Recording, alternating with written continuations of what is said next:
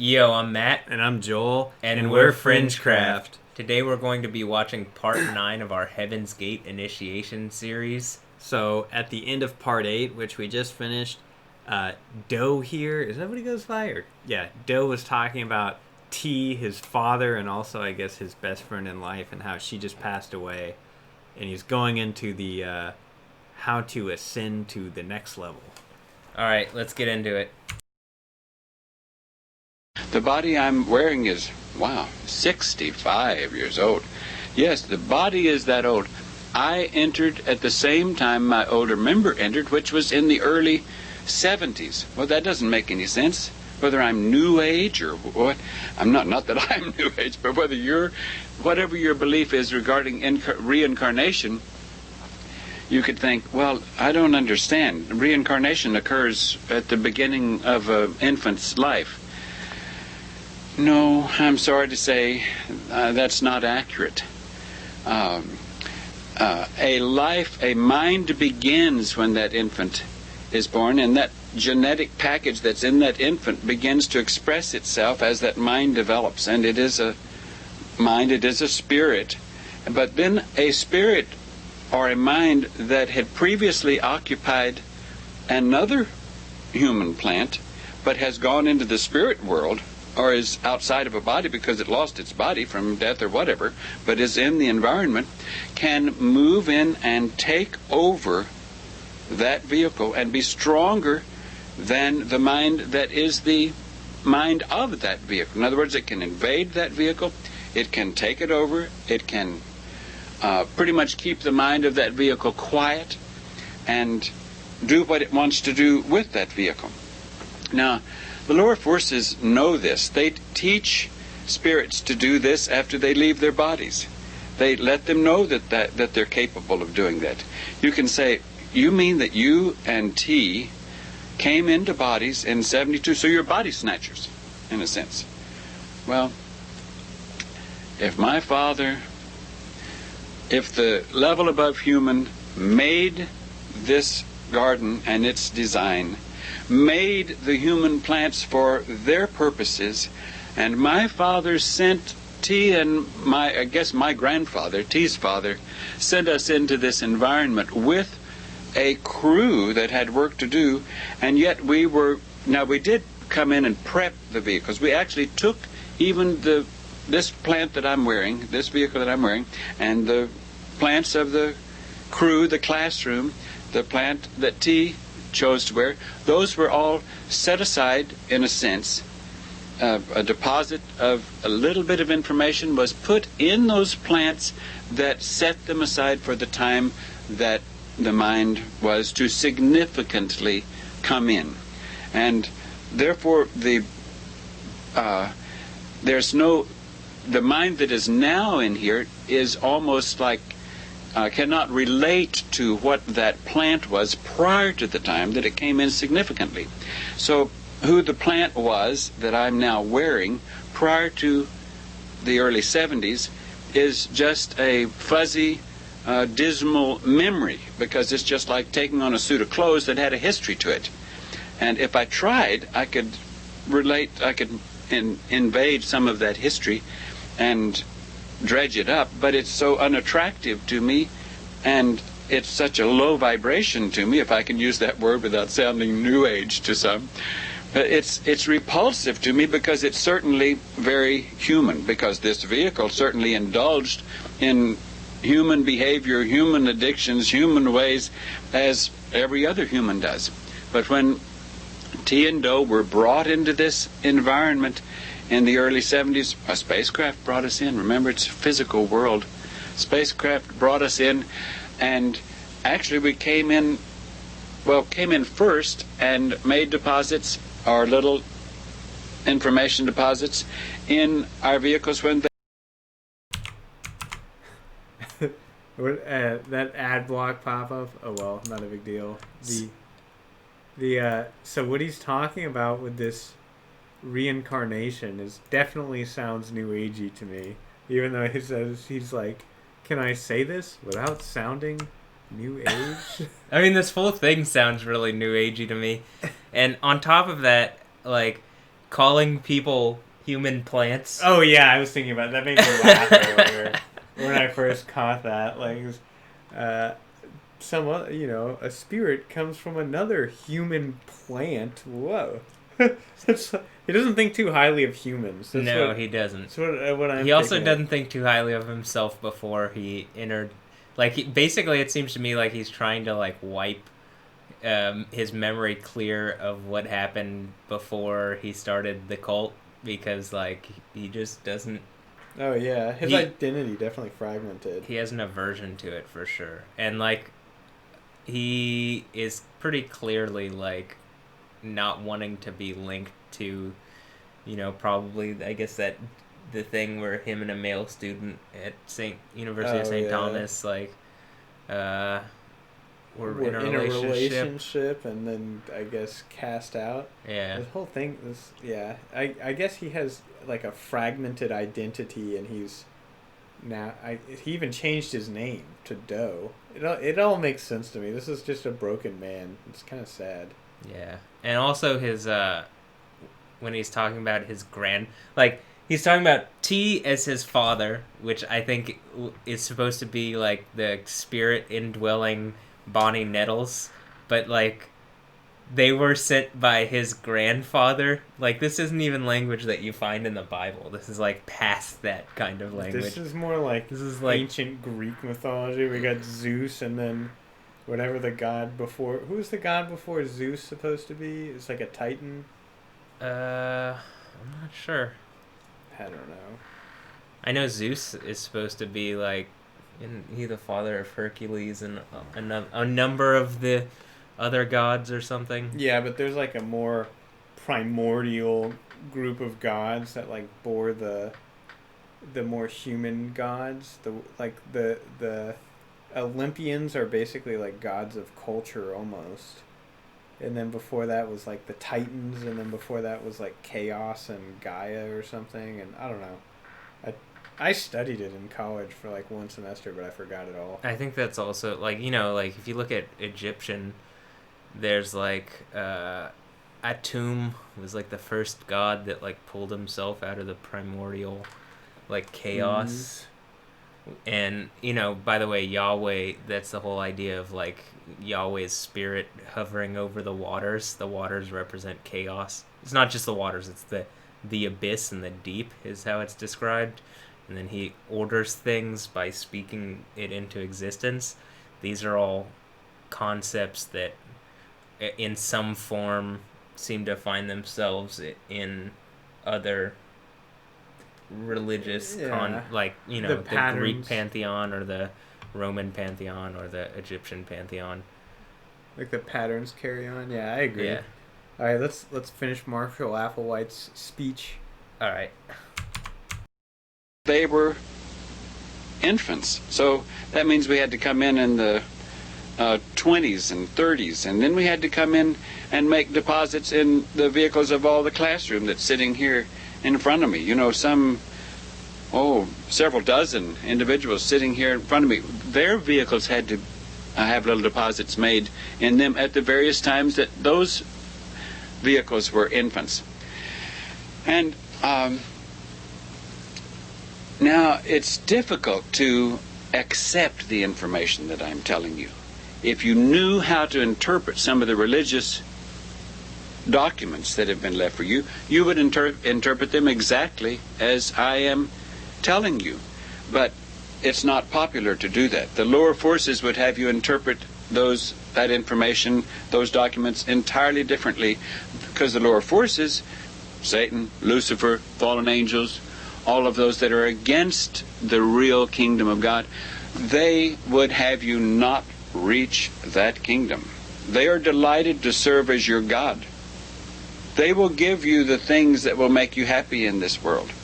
If you want to, you can praise their name and ask for riches, ask for anything that you want.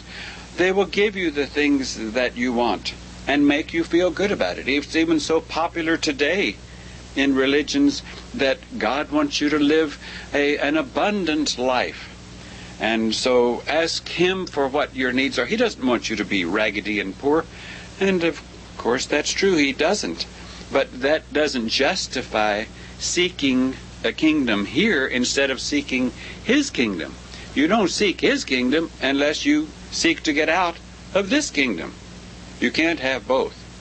His kingdom is never going to coexist with the human kingdom. That's impossible. That's like the humans getting down on their all fours and existing with the dog kingdom and having an exchange there and the humans staying and restricted to dog houses and restricted to dog food and restricted to dog behavior. It doesn't make any sense. Why would the kingdom that made the human kingdom find fulfillment in the human kingdom? Now, a remarkable thing exists, the most remarkable thing that you can possibly imagine, and that is their design was that they could make these little mental deposits in human plants. We'll call those deposits, for sake of understanding, we'll call them soul.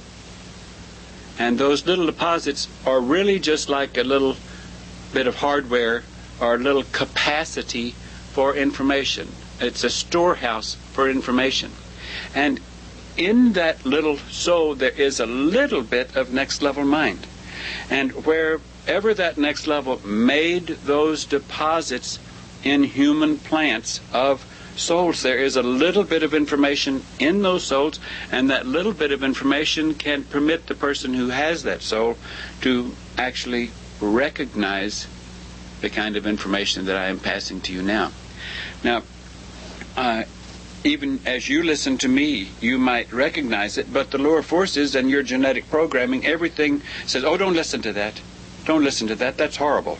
That's the Antichrist, or that's not God as I know it. That's something altogether different.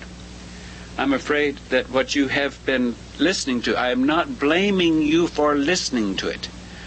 You hardly stood a chance. The lower forces, these forces have been so strong and have developed so strong that they have just brainwashed and kept totally intoxicated humans at every level around the globe, so that they're totally preoccupied with make money, put it in the bank, have more children, have more grandchildren, send them to college, leave all this so that they can have a future and they can have a future and they... What is that? That's extend human kingdom, extend human kingdom, extend human kingdom. Oh yes, we go to church once in a while and we talk about heaven, talk about kingdom of heaven. But we really, it's like most people don't even want to touch it because they don't really know what it is. They just have to have the faith that, oh well, that's what I go to if I've been good.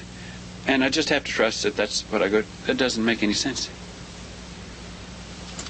Well, you can say, why are you telling me it doesn't make any sense? That's where my trust is. That's where my faith is. I know that it is. It's not your fault. I know that's where your trust is. I know that's where your faith is. And I'm desperate to give you... Like that at the end it recommends watching the interview with a catatonic schizophrenic as the the follow-up video. I don't think he's schizophrenic, but the thing he said at the end is kind of ironic, where he was like, that doesn't make any sense. Like he's criticizing his projected belief onto others. Yeah. And meanwhile he's saying this totally equally absurd belief, which, I mean, he still hasn't given me basis to believe it. Yeah, and one of the things that I was saying was, like, when he was like, oh, these evil forces, they and then I was like, they don't want you to kill yourself? Like, oh, yeah. like, oh, yeah, that's true. The I mean, things that stop you from committing suicide are the evil forces, because the only way to actually commit suicide is to not commit suicide. This, I don't know. I don't buy into any logical framework that concludes that. There's just something's wrong with it. Well, see, what's going to happen is once the comet gets in range, we're going to take all these drugs, and then your consciousness moves out of this body because it's done, and it moves to the next body. Not about Like, it. I don't get how people actually went along with him. Like, there has to be something, like, telling you, like, deep down, like, You're just gonna kill yourself? I'm gonna be Or- honest. Like when I look at the pictures of the people, they look like they don't have that many friends. That's true, but And so he's like their coolest friend they've ever had. Where he's like, that's true, and that's what I was kind of saying. He's very charismatic. Like he got them to like change all their names to like so they'd stop calling themselves whatever their birth names were, and they took on names that ended with ODY. So like, some it looks like our Wiccanodi and your Sodi, and like they all had names like that, and it's like he got them basic, like he depersonalized them, like he used his cult techniques and charisma to like brainwash these people. So I can understand maybe more why they but didn't with question this it. video, that's what blows my mind more though. Like, Well, it wasn't just a video; they were there, and when you see like in some of the things, the camera turns around and it's like you see the members and they're all wearing like jumpsuits that say Heaven's Gate Away Team, and like all right, I mean, I'm gonna be honest. Some parts of this cult sound kind of fun. Like, it reminds me of. Did you ever see Dude, Where's My Car? yeah. Zoltan.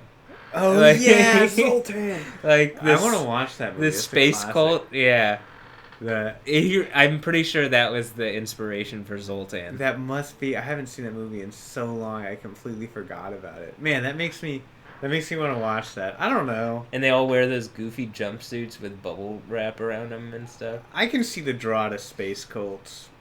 I mean, they're definitely, it's interesting, and it's like, I mean, it's the same kind of, like, interesting draw that I feel like astrology or other kind of, like, New Age, it's beliefs that people have that they're not getting, like, real in-depth exploration of or answers, like, if they're churchgoers, like, they're, the pastor's just gonna be like, avoid it. Like, don't even look at it. That whole experiential plan. Whereas, like, I can understand being like, well, I'm curious about it and I want to check it out. It's like, I think there's wisdom in not just saying, like, the idea of just say no to drugs working was like, that was never going to work. In fact, it was probably going for to. some people. But I don't actually think, like, the campaign of just say no to drugs, like, like, I think the majority of people. have tried drugs at least. Like Probably. avoid it, like maybe even that turned some people into like they wanted to look more into drugs because Definitely for like, some. don't even people. look into drugs. I don't think it's wrong to give children the advice to stay away from drugs though, because they can have really harmful impact on your Well, life. that's not necessarily what I'm saying. Like I think that certain new age concepts and all this other stuff can have bad impacts on your life, but I don't think that just saying like avoid I it agree. or like don't give it any thought or look into it or like understand it. Like I think actually having knowledge of something is like the most powerful thing to defeat it. Like I agree with that, and like there's a reason this is attractive to people, and like without understanding that reason, you won't know. Are they lacking something in their life? Whatever. I don't know. Like personally for me, like I would see this as like an extended or really in-depth D&D campaign or something. Like it's an extreme LARP, which I personally do see a draw. Like I would take a 2-week vacation in a UFO cult. Like I would 1,000% do that. I mean, I get what you're saying. Like it does seem fun, but like at the same time, it also seems like there's no foundation to what he's saying. Like literally none. Like I mean, to go and kill yourself. Yeah, I feel like you have to be grounded. Like it's some like part of the power I feel like in the Bible is like there's a historical figure that generally scholars agree existed. Whether he did these miracles or not is like up for debate, but the idea that Jesus existed is not not so really. much in by any serious or like what am I trying to say? Yeah, almost all scholars agree he existed, except for like people who just hate Christianity. Yeah. So part of it is like it's founded in a real and then it's the underlying thing behind that is Judaism, which is like a religion that exists today despite like thousands of years of war and like people persecuting them, and it's just very powerful, like the whole concept of it, in my opinion. But like there's nothing that underpins his UFO cult that would like at least in my opinion draw me, other than I like the idea of UFOs. Like they're interesting. Yeah, I mean, I think UFOs are interesting for sure. I don't know that I agree with. I mean, none of his explanations draw me in at all. Yeah, I can't see how. Other than like when you look at the people, they all seem very goofy. They look like And, they're like, having fun. They do look like they're having fun. That's part. It looked like summer camp or something. Like Yeah. like they all really enjoy, because they have bunk beds. Like when you look at the pictures of where they all died, they were all on these bunk beds and they're stuff, wearing and like tracksuits and matching uniforms. they literally did like spells of homelessness. You know what I mean? Like Nuts. which is honestly like, I think there's a draw also in that where it's like you just leave your worldly desires and like lifestyle behind for a while and go be like homeless or whatever. It makes some sense. It's like a vacation. Yeah, it's a vacation essentially Pretty much. from reality, from modern society essentially. So, all right, well, that was part 9. We have one more video in our series to go, and we'll do that next week. I've been Matt. I'm Joel, and we're FringeCraft. Like and subscribe. Oh yeah, we always forget that. All right, bye.